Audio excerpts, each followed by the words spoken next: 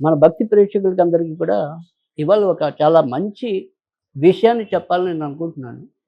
ఇది ఏంటి అంటే గనక చాలామందికి మనకి ఇవాళ కొద్దిగా ఏమంటాం అప్పుడే మైనారిటీ తీరిన వాళ్ళ దగ్గర నుంచి మరి ఎంతో కొంత వయసు పెరిగిన వాళ్ళందరికీ కూడా ఇవాళ అమిత ఆసక్తిని ఇచ్చేది ఏంటి అంటే కనుక లేదా మన జీవితంలో ఎక్కువ సౌకర్యవంతమైనదిగా భావించేదైనా ఉంటే గనక అది వాహనం. అది ఏదైనప్పటికీ కూడా ద్విచక్ర వాహనమైనా చతుర్థ చక్ర వాహనమైనా కూడా ఏ వాహనమైనా కూడా మన అందరికీ కూడా దాని మీద అమితమైన ఇష్టత ఉండటం అనేది సహజం.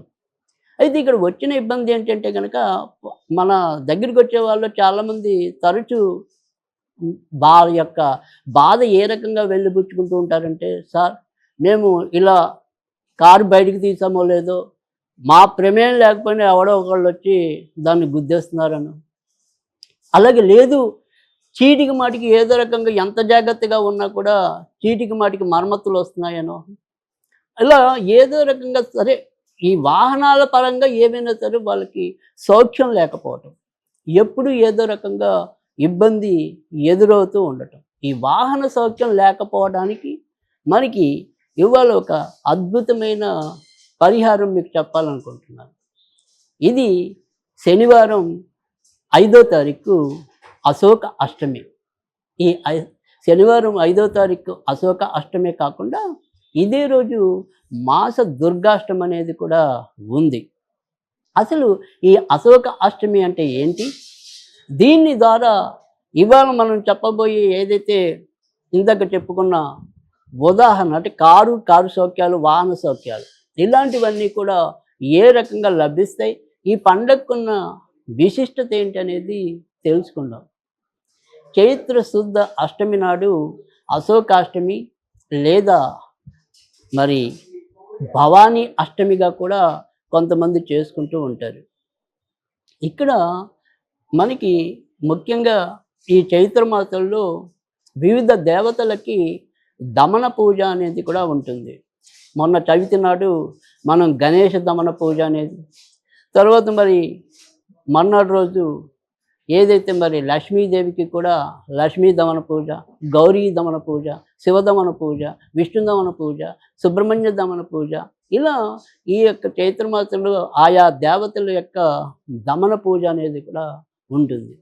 ఇక్కడ ఈరోజు ఏదైతే మరి ఈ 5వ తారీఖు అశోకాష్టమి అనేది ఏదైతే ఉందో, ఈ అశోక అష్టమి రోజే మరి శివుడు గురించి రాములు వారు అంటే రాముడికి రావణాసుడికి ఈ యొక్క సీతాదేవి విషయంలో సంగ్రామం జరుగుతున్నప్పుడు రాముడు కొంత అలసిపోయి ఉన్నప్పుడు ఆయన మరి తన యొక్క గురుదేవుల ఆదేశం మేరకు శివుడి గురించి తపస్సు చేశాడని చెప్పి, మరి ఆయన తపస్సు చేసినది అశోక వృక్షాల సమీపంలోనే, అలాగే మరి సీతాదేవి కూడా అశోకవనం దగ్గరే ఉంది అని చెప్పి కూడా మరి మనకి కొన్ని పురాణాలు చెప్పడం అనేది అయితే ఏదైనప్పటికీ కూడా అంటే అశోకుడు అంటే కనుక అంటే అశోకము అంటే శోకం లేనిది, అంటే అశోక చెట్టును ఎవరైతే పూజిస్తారో వాళ్ళకి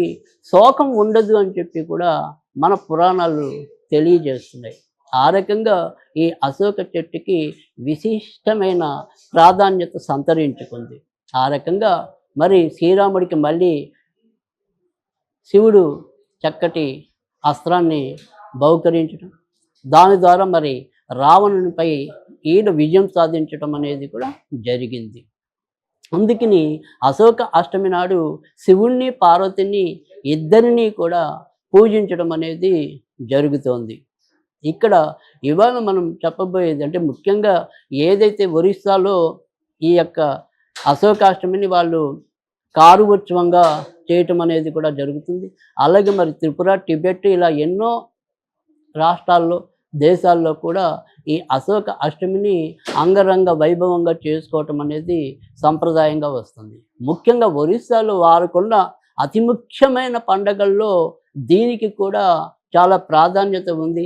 ముఖ్యంగా ఒరిస్సాలో ఇది చాలా ప్రాధాన్యత సంతరించుకున్న పండగల్లో ఈ అశోక అష్టమి అనేది ఒకటి. ఇక్కడ మనకొచ్చేప్పటికి ఏంటంటే ఈ అశోక అష్టమి గురించి అందరికీ ఎక్కువగా తెలియకపోవచ్చు. కానీ ఈ పండుగ చేసుకోవటం వల్ల ముఖ్యంగా ఏవైతే ప్రతి ఒక్కళ్ళకి కూడా ఈ వాహన సౌఖ్యం లేకపోవటం, ఏదైనప్పటికీ కూడా కొద్దిగా వాహనాన్ని బయటికి తీసేప్పటికి ఏదో రకంగా ఇబ్బంది కలిగిస్తూ ఉండటం, ఆ రకమైన తరచు ఇలాంటి సమస్యలు ఎవరైతే ఎదుర్కొంటున్నారో, అంటే వారి యొక్క వ్యక్తిగత జాతకాల్లో కనుక మనం పరిశీలించినట్టయితే గనుక వారికి చతుర్థ స్థానం సరిగ్గా లేకపోవటం, అలాగే అష్టమ స్థానంలో ఏవైనా సరే కొంతవరకు పాపగ్రహాలు కూడినప్పుడు కూడా ఈ రకంగా ఈ వాహన సౌఖ్యం పెద్దగా లేకపోవటం అనేది జరుగుతూ ఉంటుంది. సరే, జాతకాలు అనేది మనం చూపించుకున్నాం, చూపించుకోలేం. కానీ జాతకాలతో సంబంధం ఉన్నా లేకపోయినా ప్రతి ఒక్కరికి కూడా ఇటువంటి వాహన ప్రమాదాలు లేకుండా ఉండటం అనేది ఒకటి. తర్వాత వాహన సౌఖ్యం లభించటం అనేది ఒకటి. అంటే ఎంతోమందికి కొంతమందికి చిరకాల వాంఛగా ఉండిపోవచ్చు. అయ్యో! నేను కారు కొనుక్కోలేకపోయాను. అయ్యో! నేను రాయల్ ఎన్ఫీల్డ్ కొనుక్కోలేకపోయాను. ఇలా ఏవైనా సరే ఈ వాహనాలకు సంబంధించి కూడా కొంతమందికి మధుర స్వప్నాలుగానే ఉండిపోయి ఉండొచ్చు. కానీ వారి స్వప్నాలు ఫలించాలి అన్నా కూడా ఈరోజు నేను చెప్పే ఒక దోష పరిహారం ఏదైతే ఉంటుందో వారి యొక్క మనోరథాలని ఫలింపజేయడానికి ఇది ఎంతో కొంత సహాయపడుతుంది అంటల్లో కూడా సందేహం లేదు.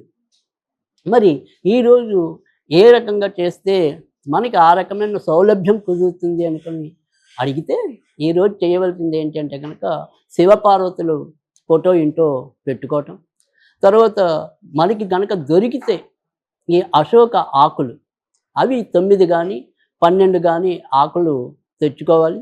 మనం ఒక వృత్తాకారంలో దీపాన్ని పెట్టి ఆ దీపం చుట్టూ కూడా చక్రంలాగా ఈ యొక్క అశోక ఆకుల్ని 9 లేదా 12 పెట్టి అప్పుడు శివపార్వతులకి దీపం వెలిగించాలి. ఒకవేళ మరి ఈ అశోక ఆకులు అనేది ప్రతి ఒక్క ప్రాంతంలో దొరకపోవచ్చు, లేదా వారి యొక్క సమీప ప్రదేశాల్లో ఉండకపోవచ్చు. మరి ఒకవేళ అశోక ఆకులు దొరక్కపోతే ఏం చేయాలి అంటే కనుక అప్పుడు మాత్రం తమలపాకులే తీసుకోవాలి. కానీ దొరికిన వాళ్ళకి మాత్రం చాలా చక్కటి అదృష్టకరమైన సౌఖ్యకరమైన రెమెడీ అనేది అశోక ఆకులు. ఒకవేళ అశోక ఆకులు కాకపోతే మాత్రం దానికి ప్రత్యామ్నాయంగా ఈ యొక్క తమలపాకులు అనేది తీసుకోవాలి. ఆ రకంగా మీరు దీపానికి చుట్టూ కూడా ఒక చక్రంలాగా ఈ ఆకులు పెట్టి అప్పుడు దీపారాధన చెయ్యాలి. మరి ఈ దీపారాధన అనేది ఏ ఏ నూనెతో చేయాలి, ఏ తైలంతో చేయాలి అనేది కూడా కొంతమందికి మళ్ళీ సందేహం కలగటం అనేది సహజం. అప్పుడు మీరు చేయవలసింది ఏంటి అంటే కనుక ఏ తైలం ఉపయోగించాలి, వినియోగించాలి అంటే దీనికి మాత్రం ఈరోజు మాత్రం కొబ్బరి నూనె ఉపయోగించాలి. ఈ రకంగా దీపం వెలిగించడం అనేది చేయాలి. ఇక ప్రసాదం అనేది కేవలం పెరుగన్నం నివేదన చేస్తే చాలు. అయితే ఈ నివేదన చేసే ముందు ఇప్పుడు నేను ఏదైతే ఒక చిన్న మంత్రం చెప్తానో దాన్ని 108 సార్లు చదువుకోవాలి. అది చదివిన తర్వాత ఈ పెరుగన్నం అనేది పెట్టాలి. అలాగే అశోక చెట్టు కనుక ఎవరికైనా సరే దగ్గరలో ఉంటే ఈ మంత్రజపం అయిపోయిన తర్వాత మనము దగ్గరలో ఉన్న అశోక చెట్టు దగ్గర కూడా ఈ పెరుగన్నంలో కొద్దిగా దొరికితే తెల్ల నువ్వులు, లేదు అంటే తెల్ల ఆవాలు. అయితే తెల్ల నువ్వులు తేలిగ్గా దొరుకుతాయి, తెల్ల ఆవాలు అనేది కొద్దిగా పూజా సామాన్లో వెతికితే దొరుకుతాయి. కానీ ఈ తెల్ల నువ్వుల కన్నా కూడా తెల్ల ఆవాలు అనేది మరింత శ్రేష్టం. కనుక ఈ రెండిట్లో మీకు ఏది దొరికితే పెరుగులో జస్ట్ కొద్దిగా అలా కలిపి దాన్ని ఆ అశోక చెట్టు దగ్గర మనం ఈ పెరుగన్నం కూడా నివేదన చేసి రావాలి. అయితే ఇక్కడ మంత్రం అనేది చాలా తేలికైనది. ఆ మంత్రాన్ని 108 సార్లు చదువుకోవచ్చు. తర్వాత ప్రతిరోజు కూడా బయటకు వచ్చే ముందు ఒక 9 సార్లు చదువుకుని బయటకు వచ్చినట్టయితే కనుక అన్ని రకాలు కూడా మీకు ఈ క్షేమదాయకంగా, యోగదాయకంగా, శ్రేయోదాయకంగా మీ యొక్క ప్రయాణాలు సాగటం అనేది కూడా ఉంటుంది. ముఖ్యంగా ఎప్పుడైనా సరే అంటే వాహనాలు నడిపేప్పుడే కాకుండా మీరు ఏదైనా సరే ప్రయాణం చేయాలనుకున్న సందర్భంలో కూడా ఈ రకంగా 9 సార్లు చదువుకుని వెళ్ళినట్టయితే కనుక మీకు ఎలాంటి ఉపద్రవాలు, నష్టాలు కలగకుండా ఉంటాయి. అది ఏంటి అంటే కనుక ఓం శోకనాశిన్యై క్షేమంకర్యై నమః. ఓం శోకనాశిన్యై క్షేమంకర్యే నమః. ఓం శోకనాశిన్యై క్షేమంకర్యే నమః. చూసారా? చాలా తేలికైన పదాలు, మనకి వాడుకలో ఉండే పదాలు. వీటిని ఈ రకంగా మీరు మొదటి రోజు మాత్రం, అంటే ఏదైతే అశోకాష్టమి ఉందో శనివారం నాడు 5వ తారీఖు, ఆ రోజు మాత్రం 108 సార్లు చదువుతారు. మామూలుగా విడిగా మాత్రం 9 సార్లు, అది కూడా ముఖ్యంగా బయటకొచ్చే ముందు 9 సార్లు అనుకుని బయటకొచ్చినట్టయితే గనక మీకు ఎలాంటి కష్టాలు కూడా మీ ఎడకి రావు. ఆ రకంగా చేసుకుంటే చాలా సత్ప్రయోజనం ఉంటుంది.